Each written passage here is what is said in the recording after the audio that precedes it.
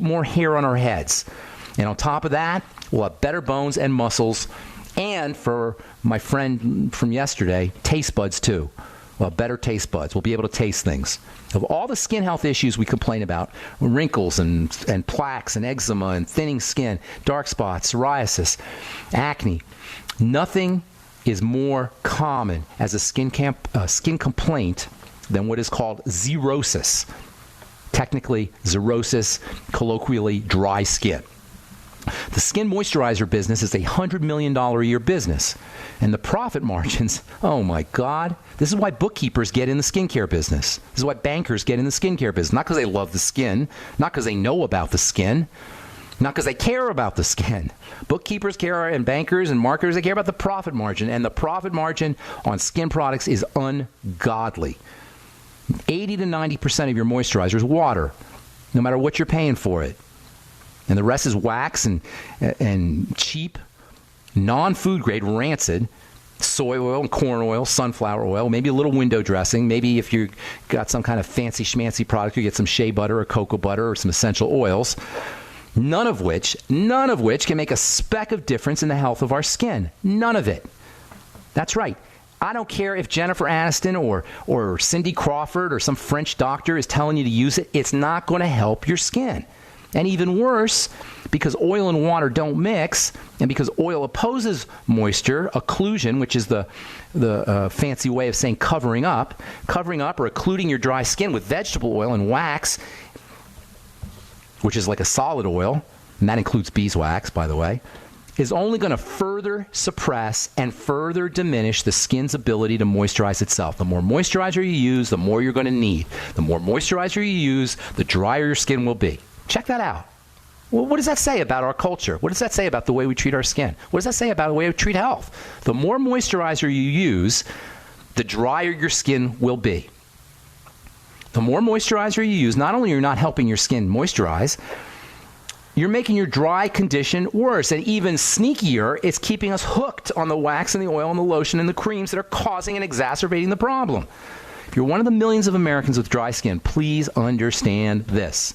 Skin moisturization is not a topical issue, and it cannot be corrected with a standard issue moisturizing cream, no matter how much you're paying for it. It's a nutritional issue. It's an internal issue, and this is where vitamins come in. Internal vitamins as well as topical vitamins. From an internal nutritional perspective, dry skin needs to be considered a fat issue, an EFA issue, an essential fatty acid issue. You're way better off using your ultimate EFAs than you are smearing a moisturizer cream on if you have dry skin. Of course, it's not just taking your EFAs. It's not just getting your fats. It's also malabsorption, or making sure you're absorbing your fats. It's lack of intake and malabsorption are probably equally common. And both, maybe. You can have both malabsorption and a lack of intake. That's probably common too. Vitamin A, your anti-skin dryness vitamin. Vitamin A is a secretory vitamin, meaning it improves secretions. It enhances secretions of all bodily fluids, digestive juices, respiratory fluids, tears, and the secretion of moisture factors from skin cells. If you have any dry issues, vitamin A is a go-to vitamin, one of what I call the dynamic duo of skin vitamins. That's all dryness, including dry eyes. I'm Pharmacist Ben. You're listening to The Bright Side. We're coming back with your phone calls right after this. Don't go away. Okay, we are back on The Bright Side. Pharmacist Ben here. Thanks for joining us. 844-236-6010 is our number. Gina, my friend Gina in Portland, just sent me an email. Hi, Gina, by the way. The movie was Super Size Me. Morgan Spurlock's movie. He eats a bunch of McDonald's for 2 months or so, and it's unbelievable what happens to his body, his cholesterol, his blood pressure, his weight, etc. Now, he obviously went to extremes, but and I don't want to pick on McDonald's. It's not their fault. It's not Burger King's fault. It's not fast food's fault. It's our fault. We're complicit here. I remember a couple of years ago when Fukushima hit, everybody wanted potassium iodide. I got all these calls for potassium iodide in my pharmacy. I felt like the dumbest pharmacist ever because it didn't dawn on me that I could have had all this potassium iodide. I'd be retired now selling people potassium iodide, which is supposed to protect you from radioactive iodine, which it does. Of course, I couldn't get any potassium iodide. Immediately, as soon as the phone started ringing, I started making phone calls, and nobody had any potassium iodide. In any case, as much as people wanted potassium iodide for anti-radiation, when I drove home from work, I noticed that the lines at McDonald's were just as long as they were the day before Fukushima. And the lines at Taco Bell. People still ate their Taco Bell and their McDonald's, but everybody wanted potassium iodide. There's a disconnect here between how we live our lives and how we treat our health issues. For some reason, it doesn't click. We don't make that connection. It's not an obvious connection that we have control over our pimples and over our blood pressure and over our arrhythmias and over our autoimmune diseases and over our cancer and over our health and over our wellness. I think this is great news. I think this is so powerful.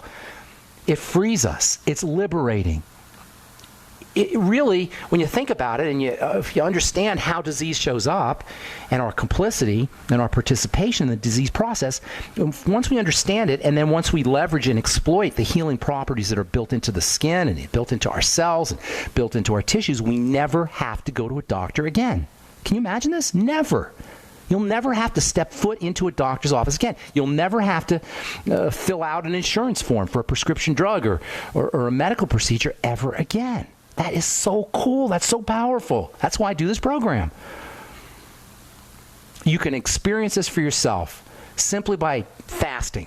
Just get a one-day fast. If you have an autoimmune problem, if you have an inflammatory health condition, just one day's fasting will make a huge difference, and you'll notice it yourself. Eliminating one problem food, just one problem food, you'll notice a difference yourself. All of this is in the way of not beating anybody up, but of elevating us, of making us feel more powerful, of helping us feel more powerful, more in control of our bodies, more in control of the healing process, the divinely mandated healing process that we are all privy to, that we all have access to. We all have access to the divine power. No intermediary is needed. The old days, the priest was the intermediary. We don't need the priest. Today, the doctor is the intermediary. We don't need the doctor either. Medicine means middle. Comes from the word middle. It's a middleman. Medicine is a middleman. It inserts itself, it insinuates itself between us and our healing powers. Oh, we'll take care of you. Here's a nice drug. Oh, we'll take care of you. Gallbladder pain? We'll just take that gallbladder out, silly little thing. You don't need that silly little gallbladder. Ovaries? Haha, you don't need your ovaries. You got some cramps? You got endometriosis? We got an answer. We'll just take out your womb. And then no endometriosis. Just don't go in there and tell your doctor you have a headache because he'll want to cut your head off. No head. You won't have a headache. All right, I'm just kidding around. 844-236-6010 is our number. Uncle Jed in Kentucky. Good morning. Welcome to the bright side. What's up? Hey, I was training for 5K. I used to run. I mean, there was time, 15 years ago when I would run half marathons every weekend. I'm going to want to ask you some advice about it, but first, can I say a few things about your skin talks you've been having the last few days? Loving it. Wanted to say the great as usual. Thank you. Great as usual, but I want to clarify one thing because the skin is an excellent way to deliver nutrients, medications, or toxins to your organs. That's true. Rub on your skin is more important than what you don't rub on your skin is more important nearly than what you eat. It goes more inside your body, really, than your digestive system. If you put, the thing about my health, I think it's suddenly, bam, it's blown up. Of course, I've been doing the Tangy Tangerine, but I have quit using any skincare product. You don't need them. Good for you. Put some nutrition on there. If you put some vitamin C on there and some vitamin A, but you're right. You don't need any standard issue skincare products. I've been doing this many years, and I'm on board with you. Especially the preservatives. Olive oil, coconut oil, olive oil. But, and there's some things, that with a heart problem, if you can get some magnesium to rub on the skin, some kind of topical, that you can have a lot of effect. So it does have a lot of effect. I mean, talking fast effect and strong effect. So when you put poisons on there and rub it on because somebody sold it to you at the Walgreens. Right. It's not smart. Now, vitamin C and vitamin A, I would be using those on a regular basis, especially if you're 62. You live in Kentucky, right? Is that right? Yeah, so you're probably getting some sun. You may want to put some topical vitamin C on the skin, especially if you're doing marathons, if you're running out in this, if you're, in the sun a lot. Oh, no, I'm not. Here's the point about I am in the sun a lot, but the sun is great for you, yeah. But I do use oils and lotions. But I'll take your advice. I'll write it down. My vitamin A, Vitamin A and vitamin C. Now, here's the thing about vitamin A and vitamin C, and I'll let you ask your question in a second, Jeff, but just let me say this, and I've said it before, but I'll say it again. If you're deficient or you have malabsorption issues, your body will partition, it will shunt vitamin A and vitamin C that you are getting to the lungs and to the heart and to the internal viscera, to the internal organs, and it will take it away from the skin. So by putting vitamin A and vitamin C on the skin, you can bypass this problem and get the vitamin A and vitamin C right to the fiber-making cells and the skin cells on the surface, and that way, as the body shunts the vitamin A, redirects the vitamin A and C into the heart, into the the more critical organs inside the body, you're still going to get the vitamin A and vitamin C in the skin, and that's the advantage to using it topically. How can I help you, Jed? What's your question, buddy? Well, I want to tell you that because I think of, again, the nutrition and the tangy tangerine, and a lot of your advice, putting coconut oil, sea salt, cooking my vegetables. That my aunt, 93-year-old, she's had a lot of physical and even some mental, but definitely a lot of strength coming back onto her. That's She's awesome. been using tangy tangerine with me now, but I was able to get up off my duff where I sit and cogitate and meditate and think about, because I haven't run in years, man, and I ran, and I'll take a streak of running for a few weeks, but I ran with my cousin 3 days after I took the first step over for years, 3 miles, and it was about 37 minutes. What he remembered as this 5K course, 3 miles and an eighth is what it's supposed to be. But I'm running now for about 8 days, and I've made tremendous progress. I don't have an actual, I just ran my car around where some gravel roads so I could get. I had a little 3/8 mile loop, and yesterday I ran this 8 times for the 3 miles supposedly, but it said it was 35 minutes. Not very impressive, but I've only been doing it for 8 days. You understand? That's impressive to me. That's a 12-minute mile. That sounds pretty darn impressive. Now, how old are you, Jed? How old are you, buddy? When I was 62. When I was 15 years ago, I was running 3.7 because I was in my 50s, and so was Bush, and it made me so angry that he ran 3.4. He ran a 5K in under 21 minutes, right? 21 minutes. Who did? George W? George W? Yes. I didn't know that. Yep. All right. But anyway, I got to where I could do that then, but it's going to be hard to get back to that level now. I could win my weight division easy on 8 Uncle Jed, I got to take a break. Come back when we come back. I'll get you up here, but ask me a question. I got a bunch of people I want to get to. All right, hang tight, Uncle Jed. If you're on hold, stay there. We'll get to you when we come back from our break. I'm Pharmacist Ben. You're listening to The Bright Side on the Genesis Communication Network.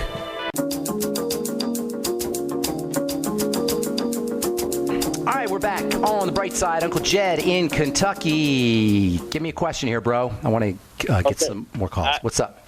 2 things that I have that I haven't been doing that I thought might help me to increase just pretty quick was like a good quality whey protein and an oxygen cleanse. Have you seen those? Breathing is your oxygen cleanse. That's the best oxygen cleanse. Slow, deep breathing. I was going to say, no, well, look, yeah. We've talked about breathing in the past. I don't know if you remember, but I had called you about breathing, and I couldn't run that distance without breathing.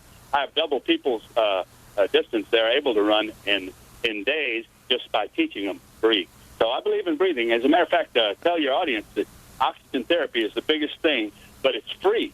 I just can't get 90% of people I tell about it to listen to it, that if you breathe intentionally, you can give yourself oxygen therapy. That's right. That's exactly right. And you can do hyperbaric oxygen where they drive, high pressure oxygen, but it's not necessary. Like you say, slow, deep breathing. You could do it from the comfort of your living room or your couch, and it's super relaxing. It's alkalinizing. It'll lower your blood pressure. It'll reduce inflammation. I mean, it's endless, the benefits of oxygen, almost to the point where disease is really, in many ways, a manifestation of oxygen deficiency.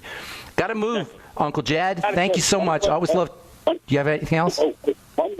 Well, there was just a thing about the cleansing that would remove weight really quickly because it's dead weight in the bowel, and that's why I asked that. Yes, that's right. Oxygen cleansing is a great way to clean the bowels, and also before you're eating, making sure you're practicing deep breathing before you're eating, or even while you're eating. Oxygenation is important for how the body processes food. How the body derives energy from food requires oxygen. So if you have problems with oxygenation, problems breathing, if you are inflamed and the body's clogged up, you're not going to be able to extract energy and nutrients from your food as effectively. So slow, deep breathing before you're eating, and even making sure you're breathing correctly while you're eating can help you access nutrition access your nutrients and much more readily than in a hypoxic or low oxygen state. I'm going to move on.